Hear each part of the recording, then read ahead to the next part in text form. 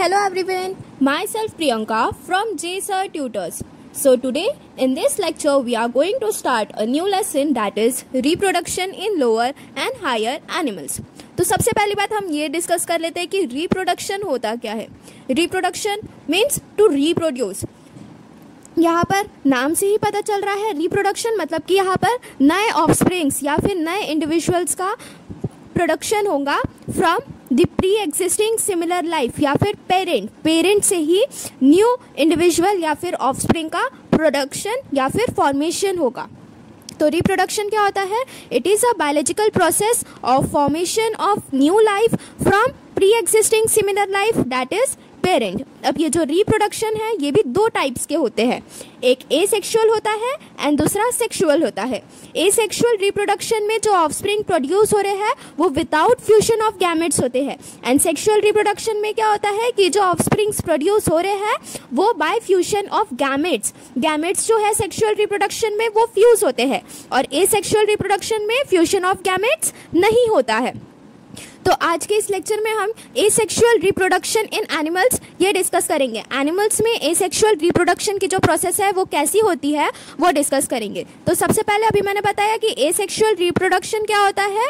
That is without fusion of gametes fertilization formation of new animal is called as asexual reproduction. अब ये जो asexual reproduction है वो हमें ज़्यादातर कौन से एनिमल्स में दिखेगा? जितने भी लोअर इनवर्टिब्रेट्स या फिर जितने भी लोअर ऑर्गेनिजम्स होते हैं उन सब में हमें कौन सा मोड ऑफ रिप्रोडक्शन दिखता है? एसेक्सुअल मोड ऑफ रिप्रोडक्शन दिखता है. और एसेक्सुअल मोड ऑफ रिप्रोडक्शन कैसा है? यूनिपेरेंटल है, मतलब सिर्फ सिंगल पेरेंट का ही इन्वॉल्वमेंट होता है बिकॉज यहाँ पर गैमेट्स का फ्यूजन नहीं हो रहा है. बट वही अगर हम सेक्सुअल रिप्रोडक्शन की बात करेंगे तो वहाँ पर फ्यूजन ऑफ गैमेट्स हो रहा है तो वहाँ वो कैसा होगा? बाय पेरेंटल होगा. एक गैमेट कहाँ से आएगा? फीमेल से आएगा एंड जो सेकंड गैमेट है वो कहाँ से आता है? मेल से आता है. Asexual reproduction without fusion of gametes है तो इसलिए वो कैसा हो गया? यूनिपेरेंटल हो गया. It is most common among lower organisms. Progeny or offsprings are genetically identical to parent and are referred as clones.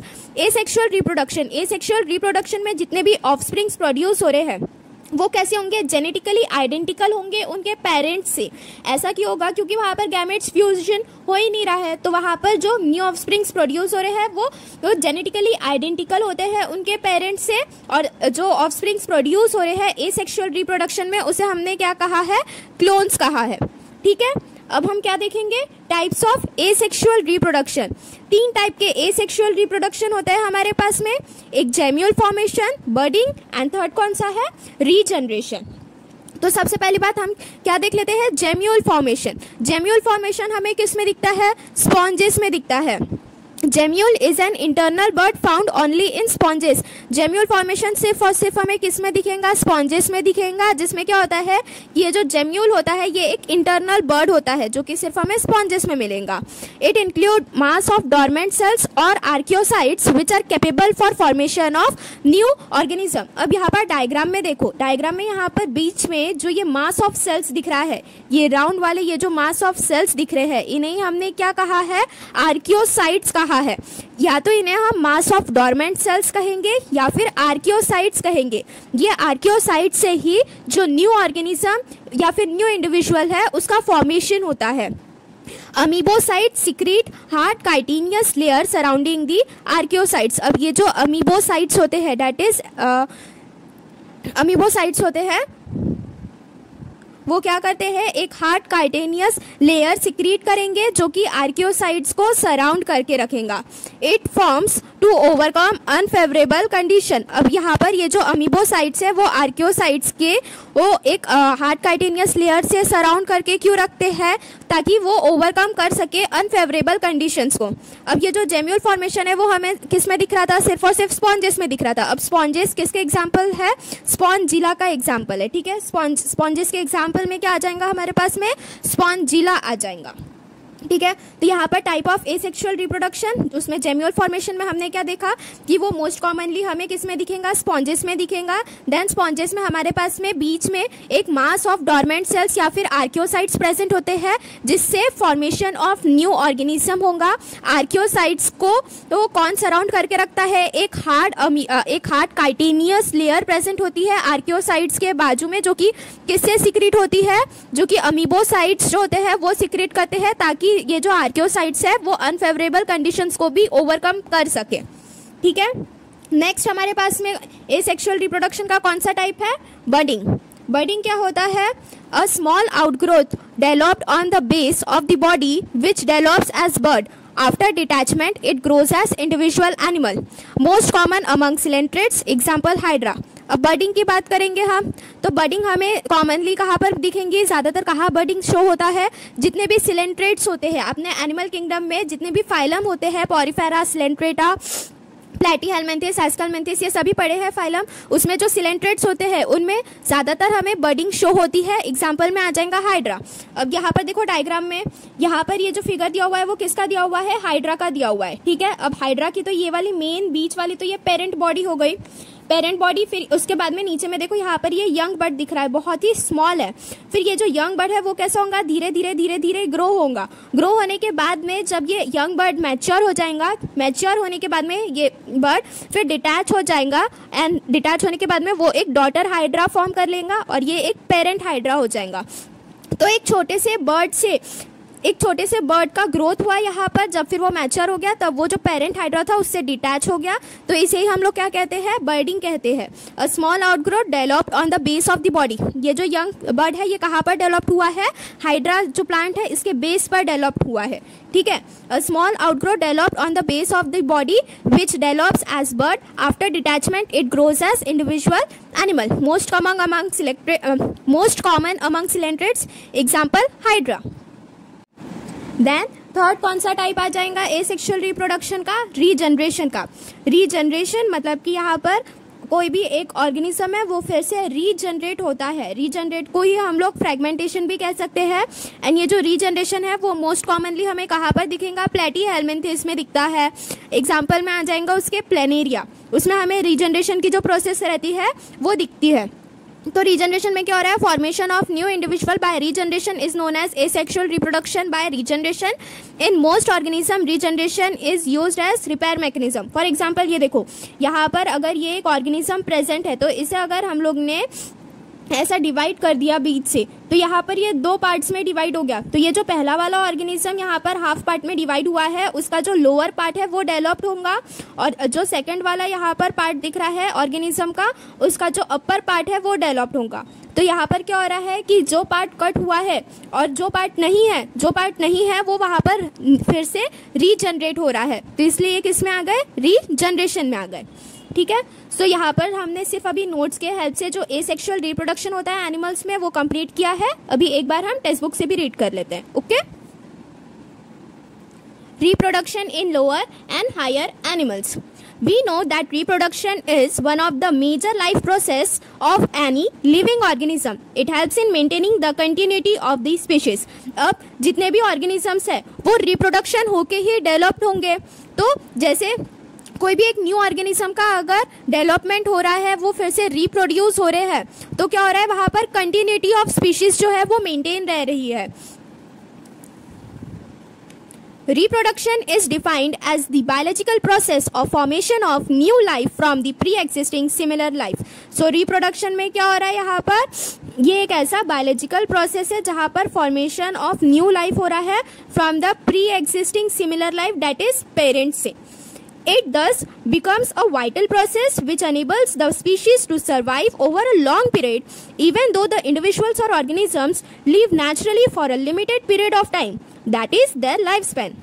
In this chapter, we will learn about the various methods of reproduction in animals, the human reproductive system, gametogenesis, that is formation of gametes, and fertilization, that is fusion of gametes, early embryology, parturition, and reproductive health. Reproduction in animals occurs mainly in two methods, that is asexual and sexual. Asexual reproduction, it is the reproduction, that is the formation of new organisms without fusion of gametes, and sexual reproduction with fusion of gametes. तो अभी हम सबसे पहले क्या पढ़ रहे हैं, asexual reproduction in animals. It is a common method among lower animals. It does not involve meiosis nor gamete formation and fusion. अब यहाँ पर जो ऑफस्प्रिंग प्रोड्यूस हो रहे हैं वो without fusion of gametes produce हो रहे हैं, तो इसलिए यहाँ पर गैमेट्स का फ्यूजन भी नहीं हो रहा है, तो गैमेट्स का फॉर्मेशन भी नहीं होगा. अब गैमेट्स फॉर्म कब होते हैं, जब मियोसिस की प्रोसेस होती है तभी होती है, तो इसलिए यहाँ पर फ्यूजन ऑफ गैमेट्स नहीं हो रहा है. तो यहाँ पर देखो मियोसिस की प्रोसेस नहीं हुई, मतलब कि यहाँ पर गैमेट्स फॉर्म नहीं हुए, तो गैमेट्स फॉर्म नहीं हुए तो गैमेट्स का फ्यूजन होगा ही नहीं यहाँ पे. तो एसेक्सुअल रिप्रोडक्शन वो ज़्यादातर हमें कौन से एनिमल्स में दिखती है, लोअर एनिमल्स में दिखती है. It does not involve meiosis not the gamete formation and fusion. The formation of progeny is by a single parent only and does not involve both the sexes, so it is called asexual reproduction. The progeny or daughter cells are genetically identical to the single parent and are also refer to as clones. तो जितने भी offsprings asexual reproduction में produce हो रहे हैं उन्हें हम क्या कहेंगे, क्लोन्स कहेंगे, because they are genetically identical to their parent. The lower animals reproduce asexually by gemmule formation and budding. तो जितने भी लोअर एनिमल्स होते हैं लाइक सिलेंट्रेट्स एंड स्पॉन्जेस, तो वो कौन सा रिप्रोडक्शन शो करते हैं, एसेक्सुअल रिप्रोडक्शन शो करते हैं, एंड उसमें भी वो जनरली क्या शो करेंगे, gemmule formation and budding show करेंगे. ठीक है. सो जेम्यूल फॉर्मेशन मोस्ट कॉमनली हमें कौन से ऑर्गेनिजम्स में दिखता है, स्पॉन्जेस में दिखता है. अब स्पॉन्जेस में देखो यहाँ पर बीच में क्या प्रेजेंट है, हमारे पास में मास ऑफ डॉर्मेंट सेल्स प्रेजेंट है, जिन्हें हमने क्या कहा है, आर्कियोसाइट्स कहा है. अब ये आर्कियोसाइट से ही फॉर्मेशन ऑफ न्यू ऑर्गेनिजम्स होते हैं. Gemmule formation, gemmule is an internal bird formed only in sponges. It has asexually produced mass or aggregation of dormant cells, the archaeocytes, capable of developing into a new organism. ये जो archaeocytes यहाँ पर present है तो उसे कौन surround करके रखेगा, एक हार्ड काइटेनियस लेयर सराउंड करके रखेंगी, जो कि कौन सिक्रेट करता है, अमीबोसाइट सिक्रेट करता है, ताकि जो आर्कियोसाइट्स है वो उनका फंक्शन प्रॉपरली परफॉर्म कर सके अनफेवरेबल कंडीशंस में भी. सो it has asexually produced mass or aggregation of dormant cells, the archaeocytes capable of developing into a new organism. The archaeocytes get coated by a thick resistant layer of secretion by amoebocytes. The gemmule is formed to overcome unfavorable conditions. On return of favorable conditions of water and temperature, the gemmules hatch and develop into a new individual. Example spongilla. Spongilla किसका example हो गया, हमारा gemmule formation का example हो गया. अब यहाँ पर नीचे में देखो ये जो जेम्यूल का आपको फिगर दिया हुआ है, ये भी अच्छे से इसकी लेबलिंग्स विथ फिगर करके जाना, ये भी 2 मार्क्स के लिए आपसे एग्जाम में पूछ सकते हैं. ठीक है. नेक्स्ट हमारा कौन सा टाइप है एसेक्सुअल रिप्रोडक्शन का, बडिंग. सो बडिंग हमें जनरली किस में मिलता है, सिलेंट्रेट्स में मिलता है, लाइक हाइड्रा एंड कोरल्स में मिलता है. ठीक है. सो it is a simple method of asexual reproduction normally occurring in favourable condition. Budding जो है वो नॉर्मली कौन से कंडीशन में होता है, फेवरेबल कंडीशन में होता है. ठीक है. It is seen in a variety of animals like coelenterates, that is hydra and corals, and in some colonial ascidians. In hydra, a small outgrowth that is blood is produced towards the basal end of the body. अब देखो यहाँ पर ये budding in hydra की जो process दी हुई है, इसमें क्या हो रहा है कि ये जो हाइड्रा प्लांट है उसके बेस पर देखो यहाँ पर एक स्मॉल बर्ड दिख रहा है. अब ये जो बर्ड है वो धीरे धीरे डेवलप्ड होगा, तो यहाँ पर ये डेवलप बर्ड हुआ.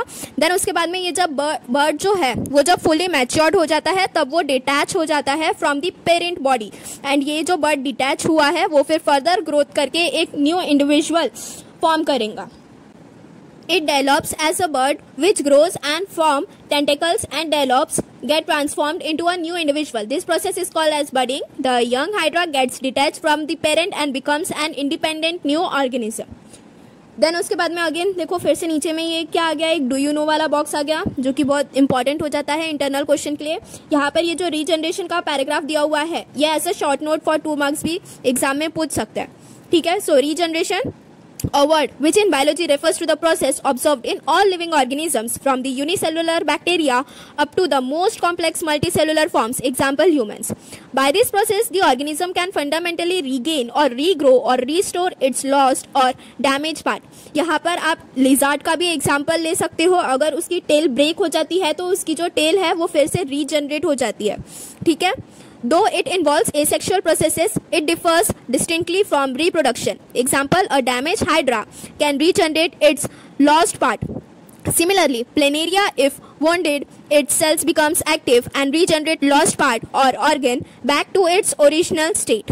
They also reproduce asexually by fragmentation. Also, it is seen in planarians that the anterior end exerts a pull on the posterior end, resulting in a constriction in the middle part and splitting into two pieces. Each piece grows into a new planaria, that is two clones of the original have been formed. यहाँ पर देखो planaria का figure दिया हुआ है, तो यहाँ पर क्या हो रहा है कि ये जो प्लेनेरिया है यहाँ पर कंस्ट्रिक्शन हो रहा है इसके बीच वाले पार्ट में। तो यहाँ पर जो प्लेनेरिया है वो दो स्मॉल पीसेस में ब्रेक हुए हैं, देन उसके बाद में जहाँ से ब्रेक हुए हैं तो उसका जो पार्ट नहीं है वो फिर से रीजनरेट हो गया और उसके दो क्लोन्स फॉर्म हो गए एज इट इज ओरिजिनल के जैसे। तो ये क्या हो गया, यहाँ पर एसेक्सुअल रिप्रोडक्शन हो गया जिसमें हमने अभी रीजनरेशन का पार्ट कंप्लीट किया है। Here we have completed the mode of asexual reproduction in animals. Now moving towards sexual reproduction in animals.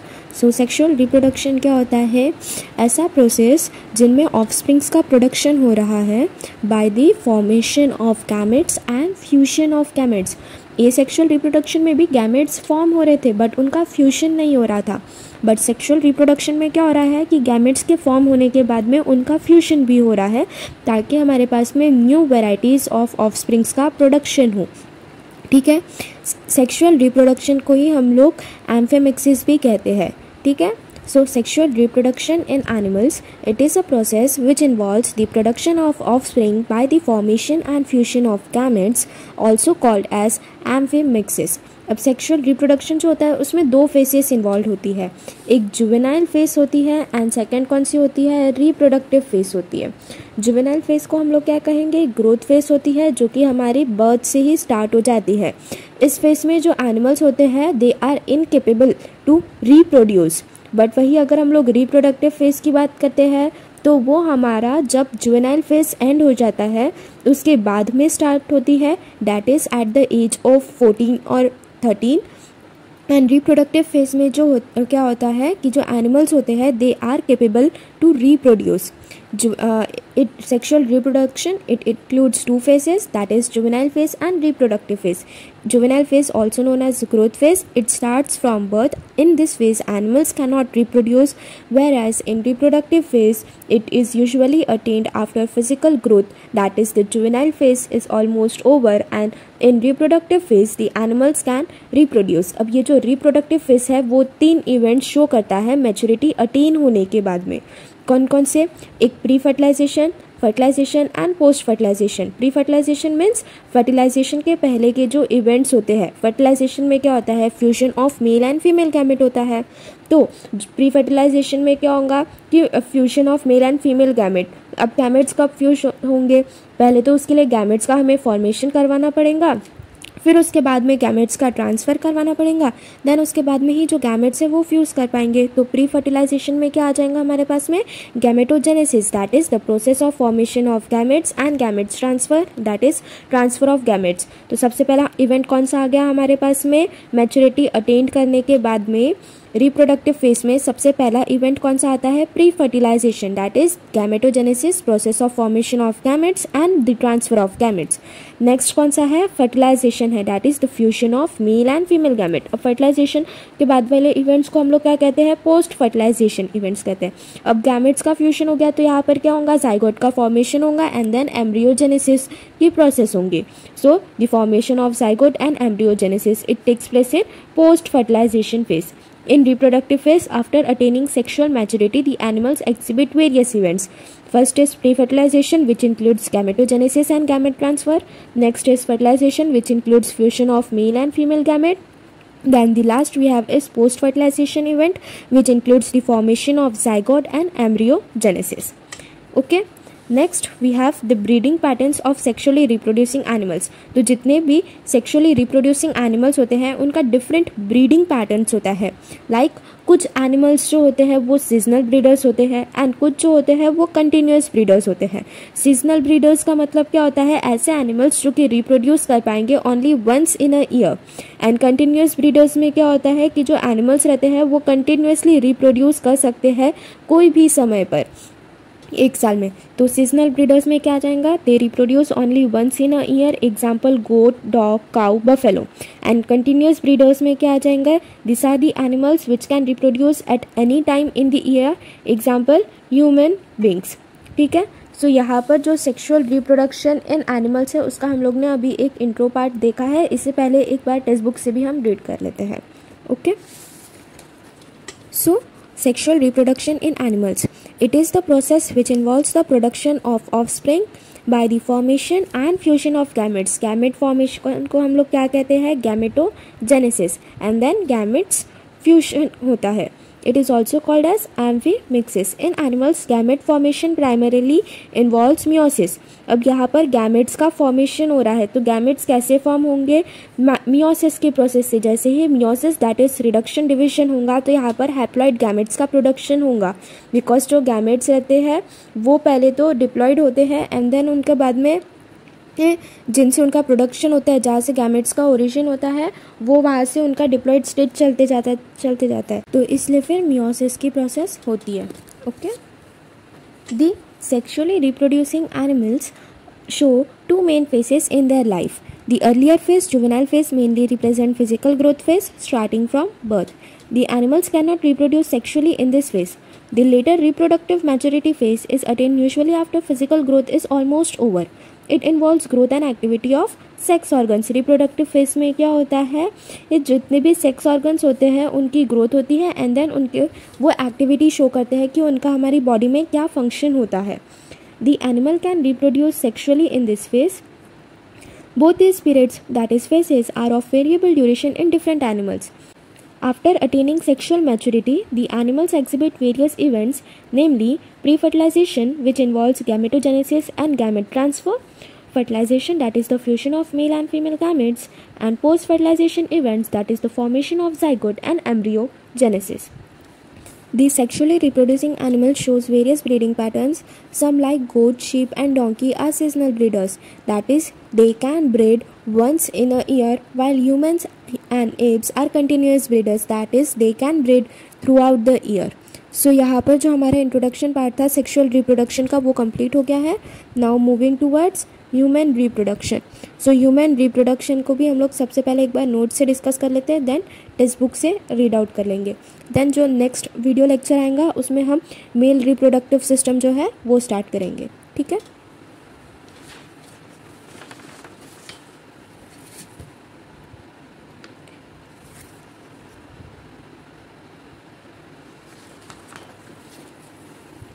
So human reproduction. अब जो ह्यूमन्स होते हैं, ह्यूमन्स जो है वो कैसे है, सेक्सुअली रिप्रोड्यूसिंग ऑर्गेनिजम्स है। ह्यूमन्स जो है वो सिर्फ और सिर्फ सेक्सुअली ही रिप्रोड्यूस कर सकते हैं, एसेक्सुअली वो रिप्रोड्यूस नहीं कर सकते हैं। अब ह्यूमन्स में भी फिर जो रिप्रोडक्शन की प्रोसेस हो रही है उसमें बहुत सारे अलग अलग सिक्वेंशियल इवेंट्स होते हैं जो कि सीक्वेंस वाइज ही परफॉर्म होते हैं उनकी बॉडी में। तो सबसे पहला इवेंट कौन सा आ जाएगा उसमें, gametogenesis. Gametogenesis, genesis word is used for formation and gamete. So यहाँ पर क्या आ जाएगा, गैमेटोजेनेसिस का मतलब the process of formation of gametes. Then next we have is insemination. Insemination का मीनिंग क्या होता है, the transfer of male gamete into the female reproductive tract is known as insemination. Then third we have is internal fertilization. Fertilization means fusion of male and female gametes. So why here it is said that internal fertilization? Internal fertilization is the process of fertilization. It takes place in female reproductive tract. That's why it has said here that internal fertilization. मतलब female reproductive tract में ये जो fusion of male and female gamete है वो हो रहा है यहाँ पर। Then next we have is zygote formation. यहाँ पर जाइगोट का फॉर्मेशन हो गया मेल और फीमेल गैमेट के फ्यूजन की वजह से। जाइगोट फिर जब धीरे धीरे डेवलप्ड होगा देन उसके बाद में वो एम्ब्रियो का फॉर्मेशन करेंगे, that is embryogenesis. Then next we have the gestation period. Gestation period को ही हम लोग प्रेगनेंसी पीरियड भी कहते हैं। And then last event we have is parturition, that is the delivery. The gametes in male and female are produced by primary sex organs like testes and ovaries. अब mail और female में जितने भी gametes का production हो रहा है तो वो कौन कर रहा है, प्राइमरी सेक्स ऑर्गन कर रहा है। मेल्स में जो प्राइमरी सेक्स ऑर्गन है वो क्या है, टेस्टिस है जो कि स्पर्म का प्रोडक्शन करेगा। एंड फीमेल्स में जो प्राइमरी सेक्स ऑर्गन है वो क्या है, ओवरीज है जो कि ओवम का प्रोडक्शन करते हैं। ठीक है। Secondary sexual character of male and female differentiate them by external features. अब एक्सटर्नल फीचर्स दैट इज़ हम लोग कोई भी एक पर्सन को उसके आउटवर्ड अपीयरेंस से देख के बता सकते हैं कि ये मेल है या फिर फीमेल है। तो ऐसा क्यों होता है, ये जो सेकेंडरी सेक्शुअल कैरेक्टर्स प्रेजेंट होते हैं मेल और फीमेल में, वही उन्हें डिफ्रेंशिएट करते हैं।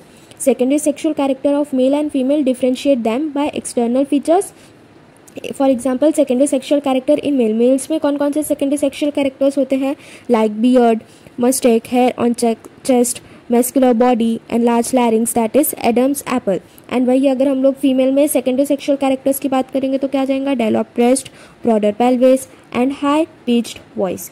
सो यहाँ पर हम लोग ने नोट्स के हेल्प से एक बार देख लिया है ह्यूमन रिप्रोडक्शन का इंट्रो। हम एक बार अभी टेक्स्ट बुक से भी रीड आउट कर लेते हैं। ओके,